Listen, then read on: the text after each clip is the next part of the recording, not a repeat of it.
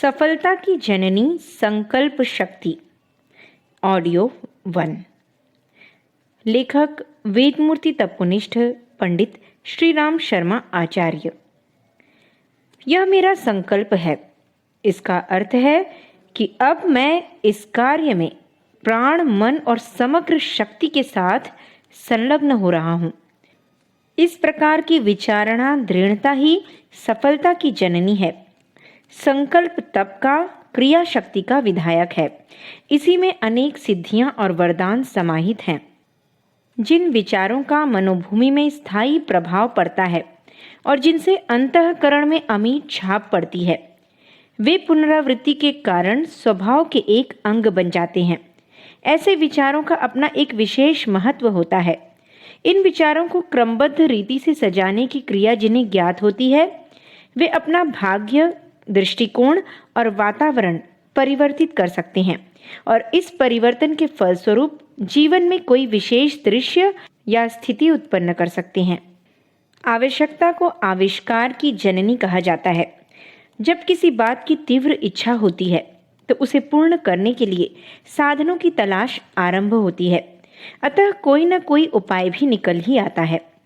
वह इच्छा यदि प्रेरक है, उसे पूरा करने की भूख यदि भीतर से उठी है और उसके पीछे प्राण और जीवन लगा हुआ है कि मैं इस वस्तु को प्राप्त करके रहूंगा, चाहे कितने ही बाधाएं क्यों न आएं, प्रयत्न निरंतर जारी रखूंगा, चाहे कितने ही निराश करने वाले अवसर क्यों न आएं।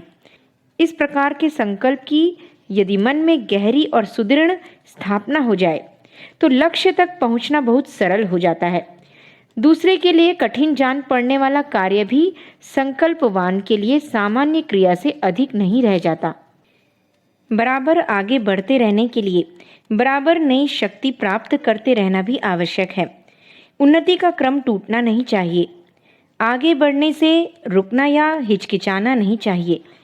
पर यह तभी संभव है जब हमारा संकल्प, हमारा उद्देश्य अटूट साहस, श्रद्धा एवं शक्ति से ओतप्रोत हो।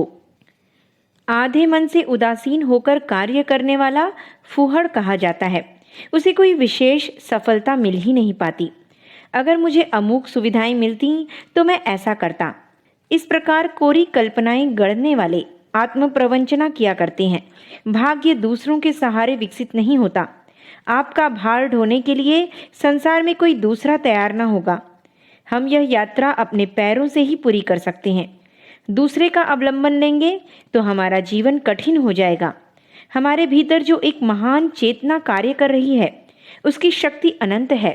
उसका आश्रय ग्रहण करें तो प्रत्यक्ष आत्मविश्वास जाग जाएगा। तब तुम दूसरों के भरोसे भी नहीं रहोगे।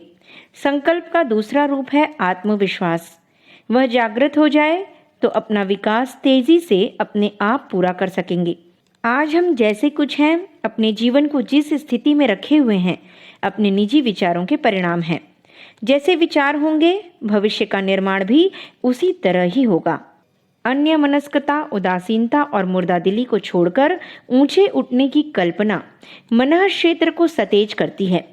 इससे साहस, शौर्य, कर्मठता, उत्पादन शक्ति, निपुणता आदि गुणों का आविर्भाव होता है।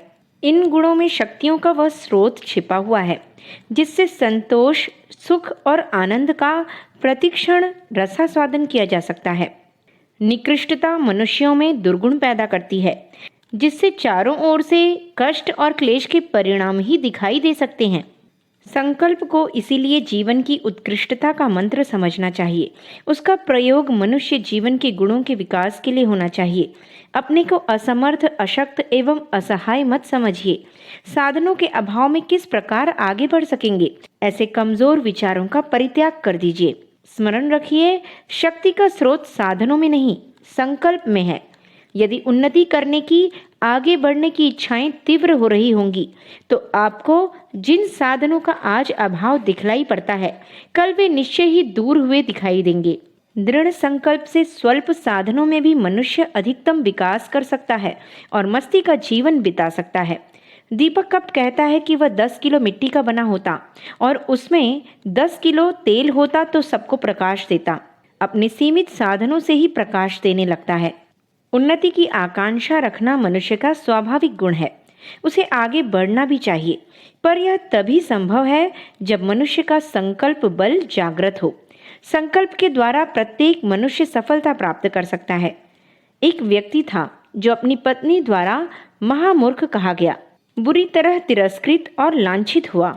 बात उसके गुप्त मन में लग गई। उसे बड़ा बुरा लगा। उसने पत्नी को छोड़ा और बड़ी आयु में विद्या अध्ययन में लग गया। दीर्घकाल के अभ्यास और अटल संकल्प के बल से वह संस्कृत का महाकवि कालिदास बना। समग्र भारत उसकी प्रतिभा और विद्या से चमत्कृत हो उठा। उसके गुप्त मन में काव्य शक्ति का वृहद भंडार छिपा हुआ था। एक डाकू था जिसकी जीविका का उपार्जन मुसाफिरों को लूटने और हत्याएं करने से चलता था। एक दिन एक मुनि उसकी पकड़ में आ गए। उसने उन्हें भी मारना चाहा, पर उन्होंने विनीत भाव से उससे कहा, जिन व्यक्तियों को पालने के लिए तुम इतने व्यक्तियों की हत्या का पाप अपने ऊपर ले रहे हो, क्या वे तुम्हारे इस पाप में हिस्सेदार बनेंगे? जाओ और अपने परिवार वालों से पूछो। डाकू चला गया। उसने यह बात पूछी, लेकिन उनका उत्तर सुनते ही उसका चेहरा उतर गया। उनका उत्तर था, हम तुम्हारे आश्रित हैं, पाप पुण्य से हमें क्या प्रयोजन। उसे ज्ञान हुआ। वह बदलकर महर्षि वाल्मीकि बन गया। उसकी गुप्त शक्तियां यकायक खुल गईं। उन्होंने संसार को अपनी बुद्धि से चमत्कृत कर दिया। इसी प्रकार न जाने कितने महान पुरुष हुए हैं जिन्हें किसी मानसिक आघात लगने से अपने गुप्त मन में सोई पड़ी गुप्त शक्तियों का ज्ञान हुआ। उनका जीवन पृष्ठ बदला और वे अपने गुणों से संसार को चमत्कृत विस्मृत कर गए। आप में भी असाधारण गुप्त शक्तियों का, मन, शरीर, आत्मा की असंख्य शक्तियों का भंडार छिपा हुआ है। खेद है कि आप अपने को साधारण प्राणी मानते हैं। आप कभी भी ऐसा विचार नहीं करें कि हम में कहाँ दिव्य और आश्चर्यमयी शक्तियाँ छिपी पड़ी होंगी। सच मानिए, आप शक्तियों का वृहद भंडार हैं। घोड़ों को यदि शारीरिक शक्ति का ज्ञान हो जाए तो वे हमारे वाहन न रहें। हाथी अपनी शारीरिक ताकत से विश्व को अपने वश में ही कर ले। शेर, चीता, रीछ, भैंसे, बैल, खच्चर इत्यादि पशुओं को अपनी शक्तियों का ज्ञान हो जाए तो हम पर राज्य ही करने लगें। यदि हमें अपनी शक्तियों का ज्ञान हो जाए तो हमें दुख, भय, चिंता, आपत्ति, शोक, द्वेष आदि का बिल्कुल भी भान न हो। ये दुष्ट मनोविकार हमारा कभी भी कुछ न बिगाड़ सकें।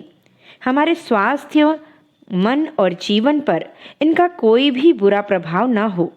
खेद है कि हम इन दुष्टों के आसानी से वश में आ जाते हैं और अपना सर्वनाश कर लेते हैं।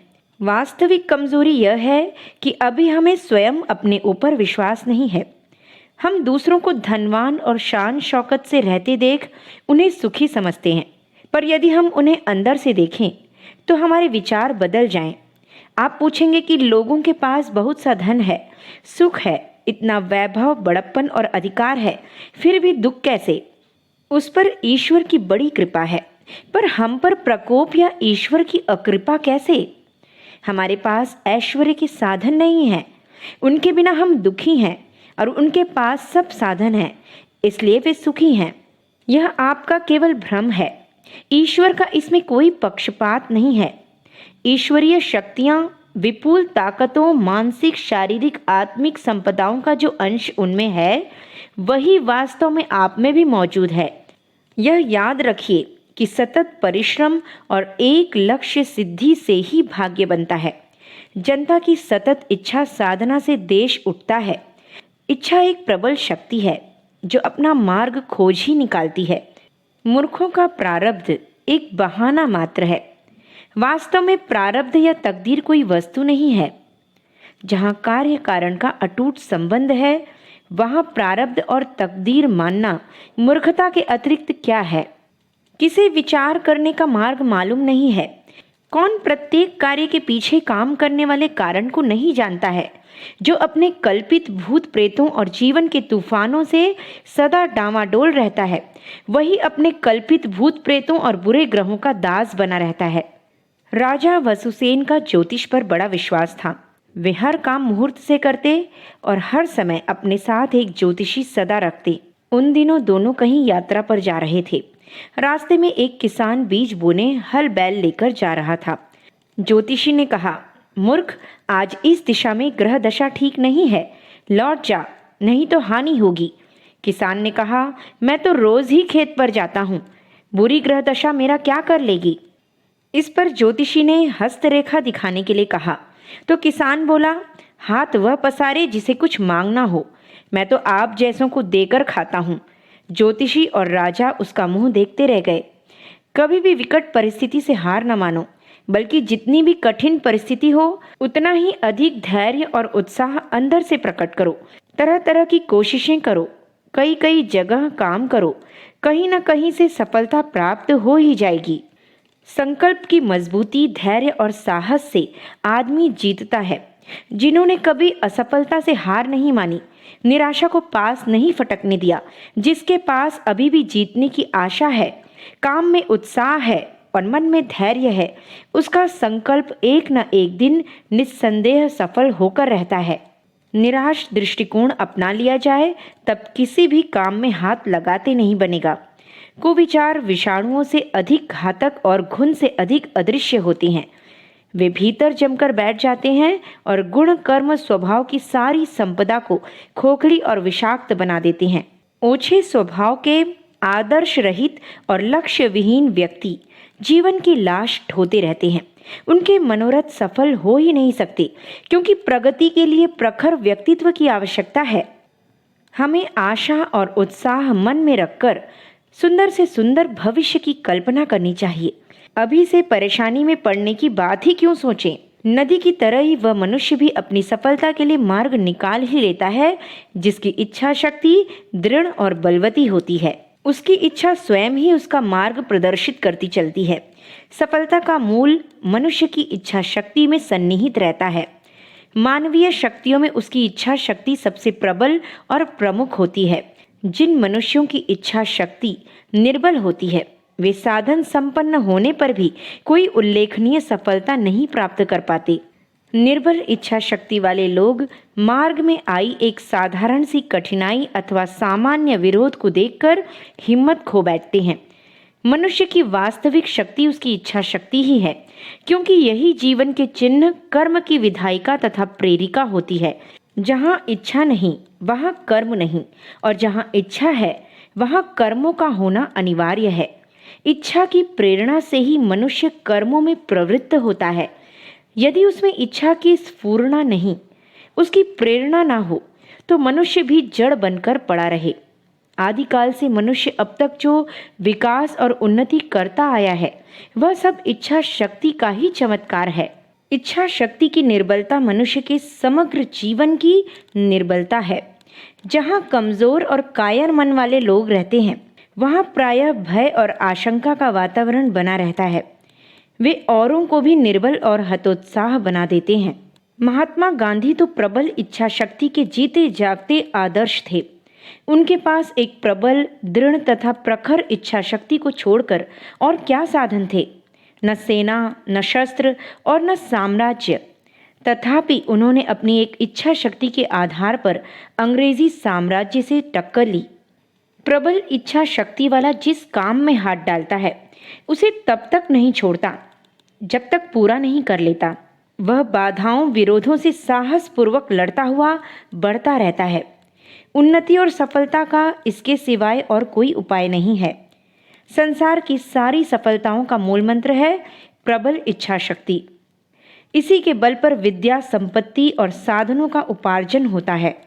यही वह सम्मोहन और वशीकरण मंत्र है, जिसके बल पर एक अकेला पुरुष कोटि कोटि जनगण को अपना अनुयायी बना लेता है।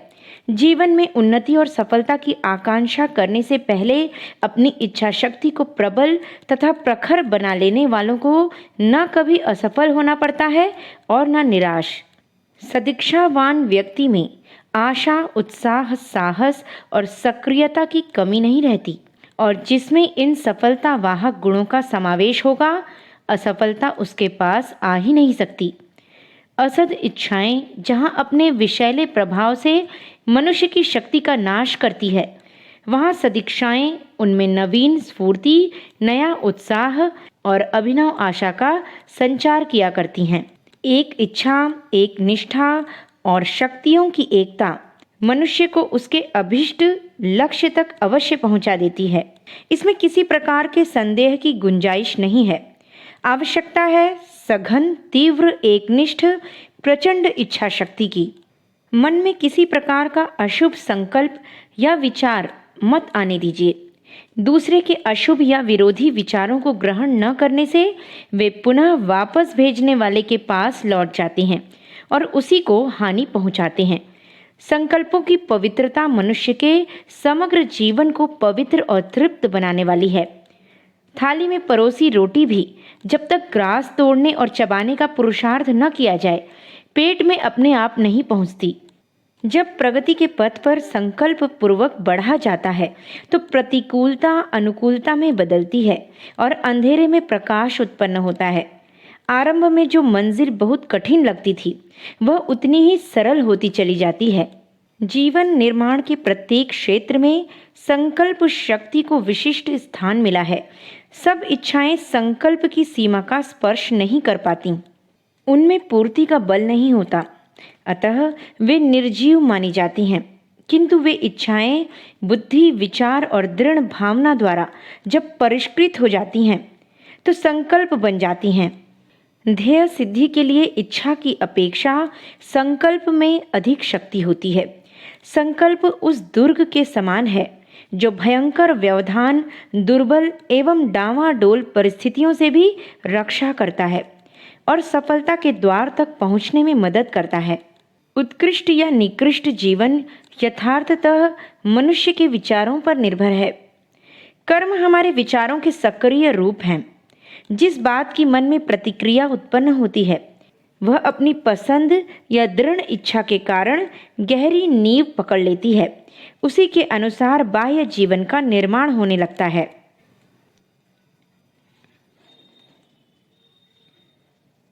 ऑडियो 2 सफलता की जननी संकल्प शक्ति।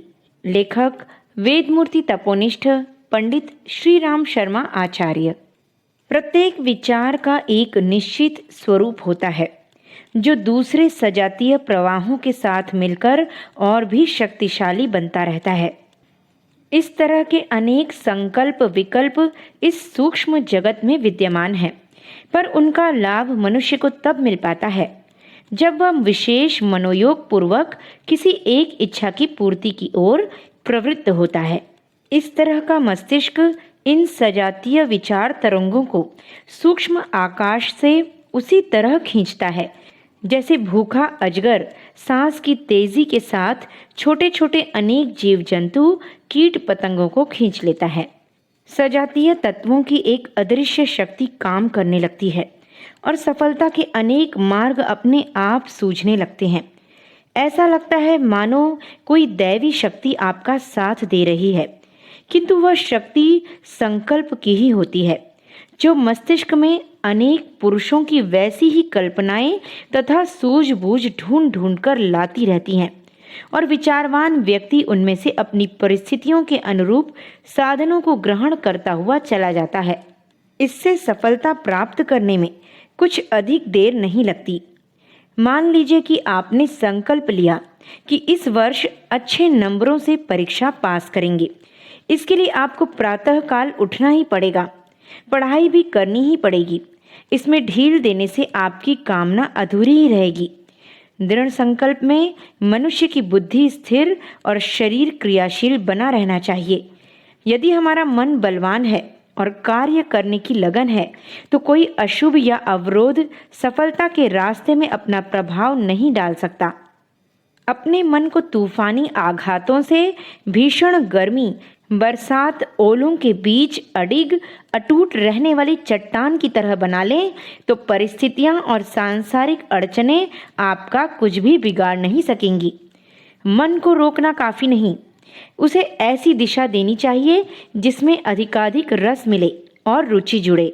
जहां अधिक आकर्षण होगा, मन वहीं जाएगा। कुमार्ग पर से मन को रोकने का बार बार निषेध एकांगी है। उसकी दिशा परिवर्तन के लिए यह आवश्यक है कि मन के लिए कोई अधिक आकर्षक क्षेत्र काम करने और विचरण करने के लिए उपलब्ध हो। यह सच है कि संकल्प के अभाव में शक्ति का कोई महत्व और मूल्य नहीं है।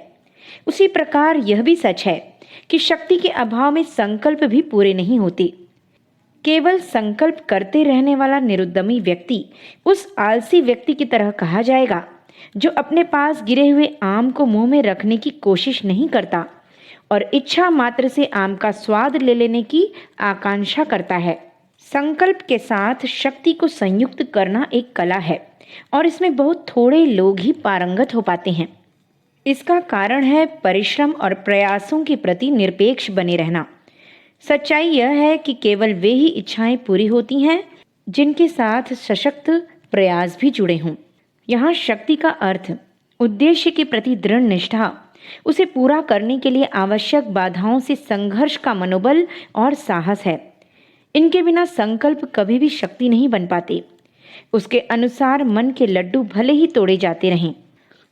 उपयुक्त और उच्च स्तर के साधन जुटाने के लिए लोग इंतजार करते रहते हैं और महत्वपूर्ण कार्य आरंभ करने के लिए सोचते रहते हैं कि जब आवश्यक साधन जुट जाएंगे तब उसे प्रारंभ करेंगे। समुचित साधन जुटने की प्रतीक्षा में बैठे रहना इस संभावना का ही आभास देता है कि शायद यह कार्य कभी भी आरंभ न हो सकेगा।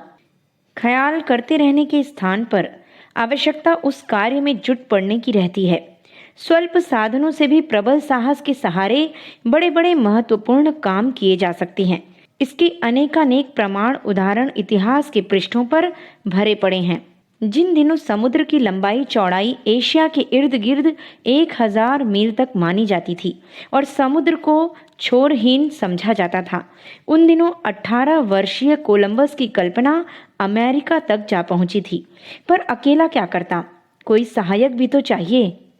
पुर्तगालियों ने आश्वासन देकर उसके नक्शे चुरा लिए।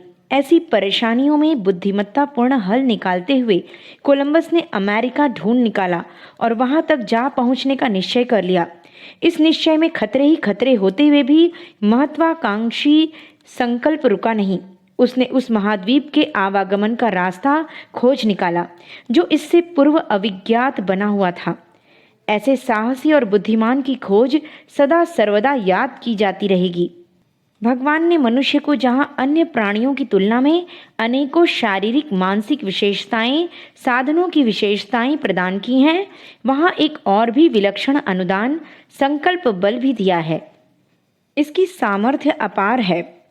आत्मसत्ता के अंतराल में अगणित विभूतियां छिपी पड़ी हैं।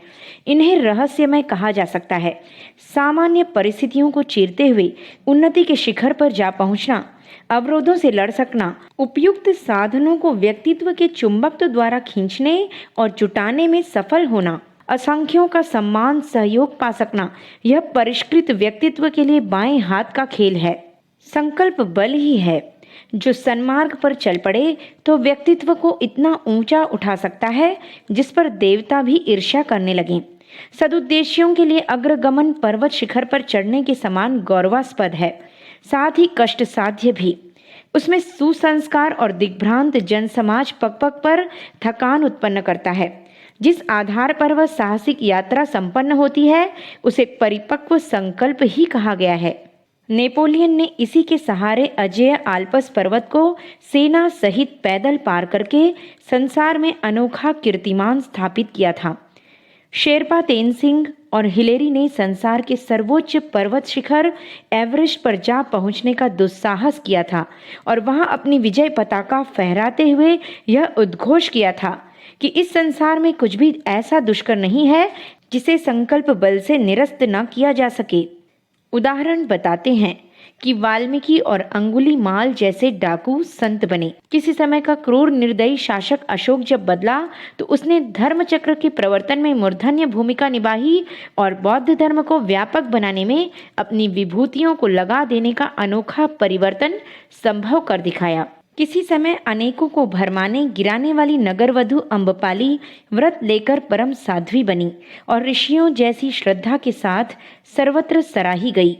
अजामिल, सदन आदि अनेकों क्रूर कर्मियों के समय समय पर ऐसे ही आंतरिक कायाकल्प उनकी संकल्प शक्ति प्रस्तुत करती रही है। ऐसे असंख्यों कायाकल्प संकल्प शक्ति के सहारे ही संभव होते रहे हैं। असफलताएं सिर्फ इतना बताती हैं कि सफलता पाने के लिए जो तत्परता बरती जानी चाहिए थी, उसमें कहाँ, क्या और कितनी कमी रह गई है। मनस्वी हारते नहीं, वे हर असफलता के बाद दूने साहस, चौगुने उत्साह के साथ अपने सुनिश्चित लक्ष्य की ओर बढ़ते हैं। अब्राहम लिंकन चुनावों में 17 बार पराजित होने के उपरांत ही राष्ट्रपति का चुनाव जीत पाए थे। निर्धन परिवार में जन्म होने के कारण उन्हें हर प्रकार की कठिनाइयां सहन करनी पड़ती थी। फिर भी वे कभी भी निराश नहीं हुए। कठिनाइयों के साथ पग पग पर संघर्ष करते हुए आगे ही बढ़ते चले गए।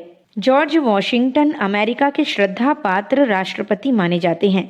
उनका जन्म से ही घोर गरीबी के साथ वास्ता पड़ा और प्रौढ़ बनने तक अपने ही पुरुषार्थ के सहारे क्रमिक विकास करने में संलग्न रह सके।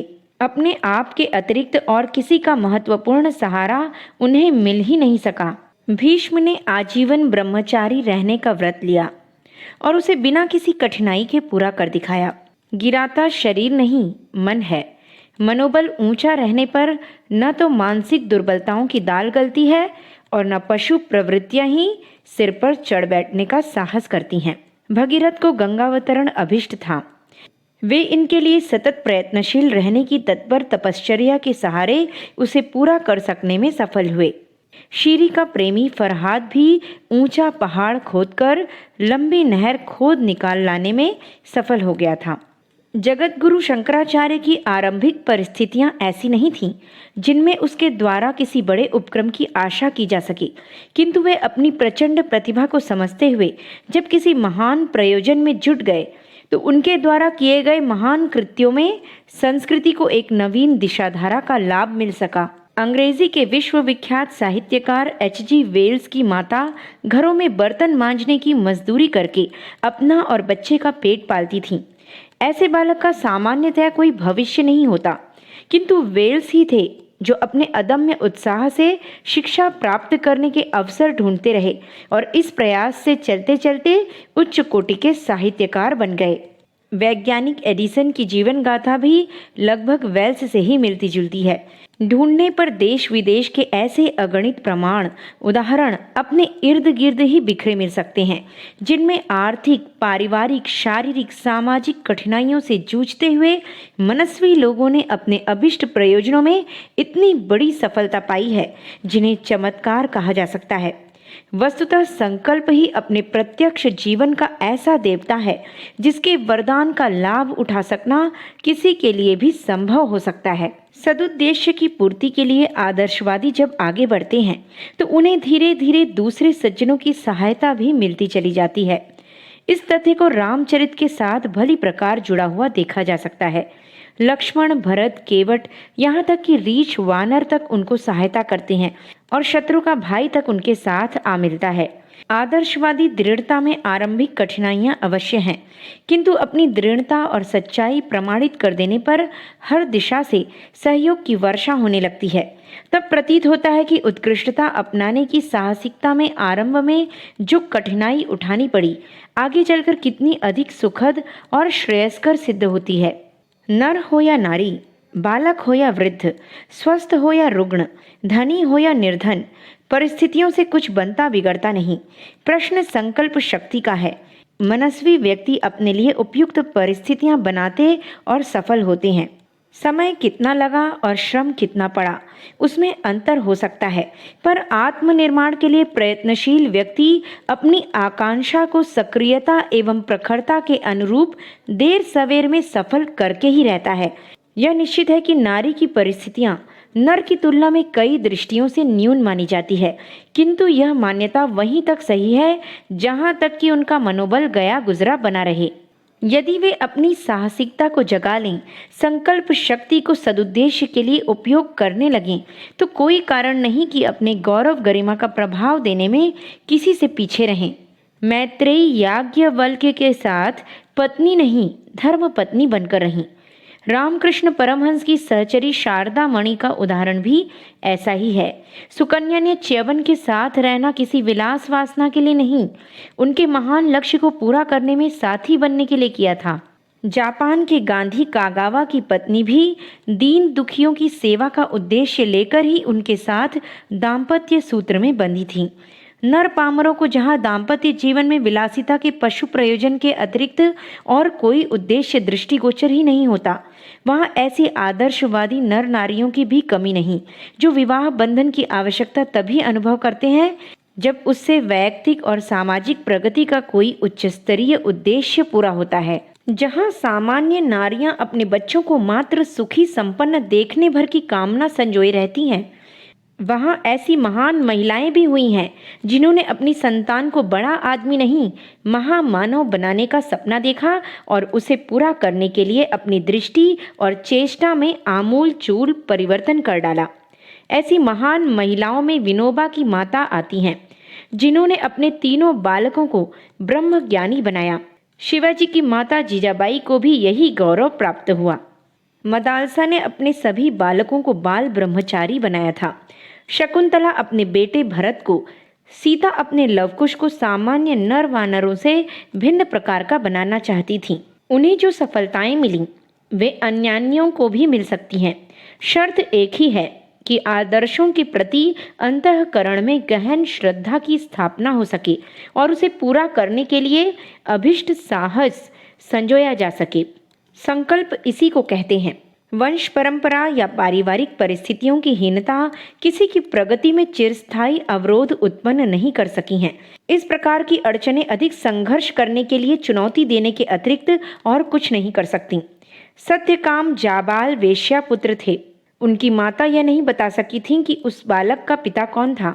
ऐतरेय ब्राह्मण के रचयिता ऋषि ऐतरेय इतरा रखैल के पुत्र थे। महर्षि वशिष्ठ, मातगी आदि के बारे में भी ऐसा ही कहा जाता है। रैदास, कबीर, वाल्मीकि आदि का जन्म छोटे कहे जाने वाले परिवारों में ही हुआ था, पर इससे इन्हें महानता के उच्च पद तक पहुंचाने में कोई स्थायी अवरोध उत्पन्न नहीं हुआ। मनुष्य की संकल्प शक्ति इतनी बड़ी है कि वह अग्रगमन के मार्ग में उत्पन्न होने वाली प्रत्येक बाधा को पैरों तले रौंदती हुई आगे बढ़ सकती है। न तो हिम्मत हारें और न हार स्वीकार करें। परिस्थितियों की अनुकूलता और प्रतिकूलताओं से इनकार नहीं किया जा सकता। शारीरिक संकट उठ खड़ा हो, कोई अप्रत्याशित रोग घेर ले, यह संभव नहीं। परिवार के सरल क्रम में से कोई साथी बिछुड़ जाए और शोक संताप के आंसू बहाने पड़ें, यह भी कोई अनहोनी बात नहीं है। ऐसे दुर्दिन हर परिवार में आते और व्यक्ति को कभी न कभी सहन करने पड़ते हैं। मनचाही सफलताएं किसे मिली हैं? मनोकामनाओं को सदा पूरी करते रहने वाला कल्पवृक्ष किसके आंगन में उगा है? ऐसे तूफान आते ही रहते हैं जो संजोई हुई घास के घोंसले उड़ाकर कहीं से कहीं फेंक दे और एक एक तिनका बीन कर बनाए गए घरौंदे का अस्तित्व ही आकाश में छितरा दें। ऐसे अवसर पर दुर्बल मनःस्थिति के लोग टूट जाते हैं। नियति क्रम से हर वस्तु का, हर व्यक्ति का अवसान होता है। मनोरथ और प्रयास भी सर्वदा सफल कहाँ होते हैं। यह सब अपने ढंग से चलता रहे, पर मनुष्य भीतर से टूटने न पाए, इसी में उसका गौरव है। समुद्र तट पर जमी हुई चट्टानें चिर अतीत से अपने स्थान पर जमी अड़ी बैठी हैं। हिलोरों ने अपना टकराना बंद नहीं किया, सो ठीक है, पर यह भी कहाँ गलत है कि चट्टान ने हार नहीं मानी। न हमें टूटना चाहिए और न हार माननी चाहिए। नियति की चुनौती स्वीकार करना और उससे दो दो हाथ करना ही मानवीय गौरव को स्थिर रख सकने वाला आचरण है।